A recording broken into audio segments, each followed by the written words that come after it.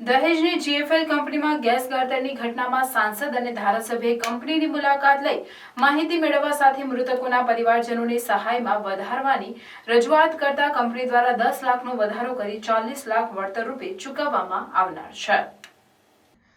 દહેજ ઇન્ડસ્ટ્રીયલ એસ્ટેટમાં આવેલ જીએફએલ કંપનીમાં ગેસ ગળતરની ઘટનામાં 4 કામદારોના દુઃખદ મૃત્યુ થયા। આ ઘટનાની ગંભીરતા જોતા સાંસદ મનસુખભાઈ વસાવા તેમજ ધારાસભ્ય અરુણસિંહ રણાએ કંપનીની મુલાકાત લીધી હતી।